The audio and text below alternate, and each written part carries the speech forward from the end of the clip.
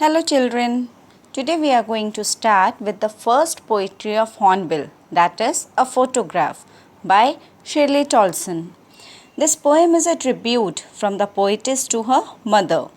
Through this poem, she wanted to show how her mother used to recollect or relive her childhood memories by looking into the photograph.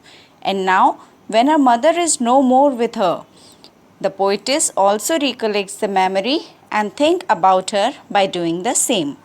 So, the title of this poem is A Photograph. Photograph itself suggests that it is a thing which captures memories, which stays forever. So, these memories are described here. So, let's get started. The first stanza. The cardboard shows me how it was when the two girl cousins went paddling, each one holding one of my mother's hands, and she, the big girl, some 12 years or so.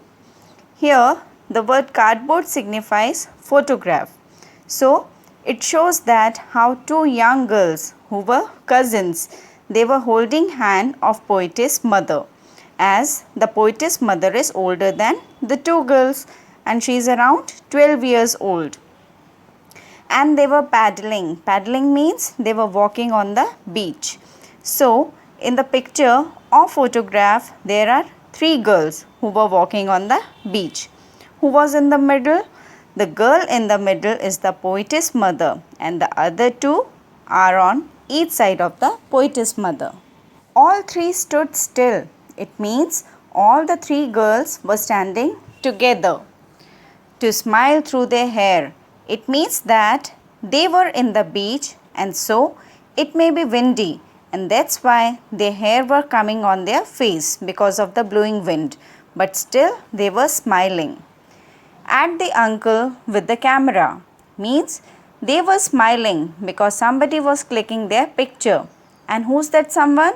Their uncle. He was taking their picture and so the girls were looking towards him and smiling. A sweet face, my mother's, that was before I was born.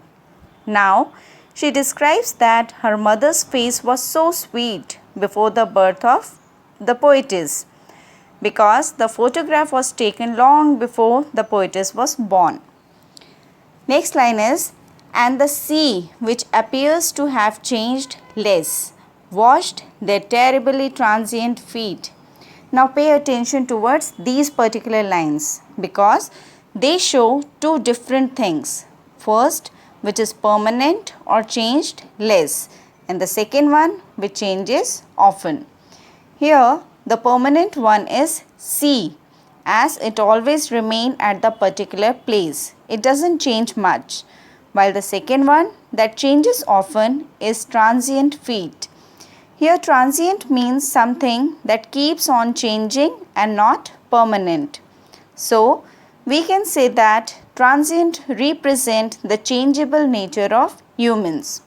For example, human beings go from one place to another. They never stick to one particular place. So, these two lines explain two different aspects. Sea, which is permanent or less changed, and the second one transient feet, which keeps on changing.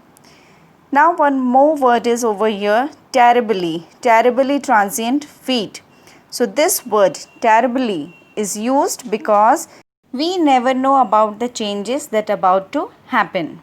So the poetess calls their feet terribly transient as they were so young by then and now they had grown older, while on the other hand the sea which touched their feet has changed less.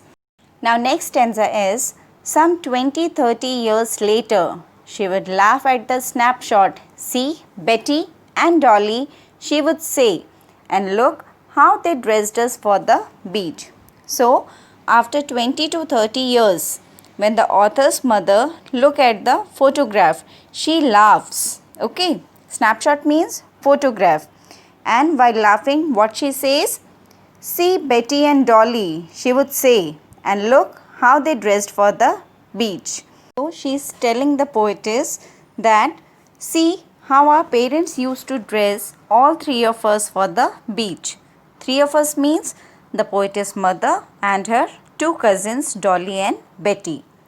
The sea holiday was her past, mine is her laughter.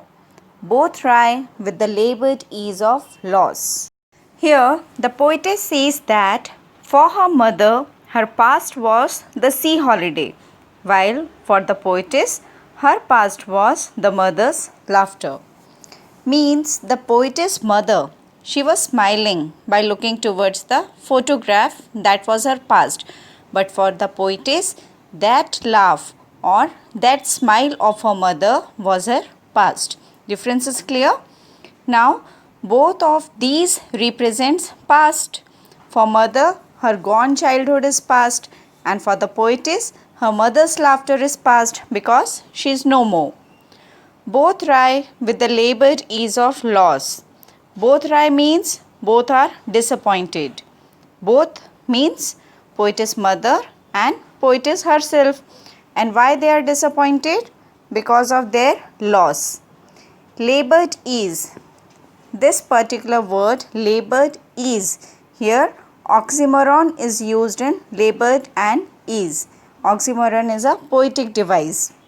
Labored means something which is achieved through hard work or with lots of effort, while ease, it means which is achieved easily or with less effort. So both have opposite meanings, but they are used together. That's why it is known as oxymoron, which is a poetic device. So here it is described that how easily the time has passed and how easily they get disappointed while thinking about their loss. One has lost her childhood, only memories are left, and another one, she has lost her mother. Here also only memories are left. So, both the women would think about those past memories which they cannot live again. Okay. Now, last stanza is, now she's been dead nearly as many years as that girl lived. The poetess says that her mother died 12 years ago, the same age her mother was in the photograph. That girl lived. It means the girl who was in the photograph, and that time she was 12 years old. And of this circumstance there is nothing to say at all. Means the poet thinks of her mother's death. She cannot explain what effect she has of her mother's death. Its silence silences. It means she was so depressed or sad that she is speechless. Means there is a big silence present in the silence, that is so much pain and disappointment is there as the circumstances have changed. Death has silenced her mother, which has also left her speechless. So, the poetess has nothing to say. She has silently accepted her fate. So, this was all about a photograph.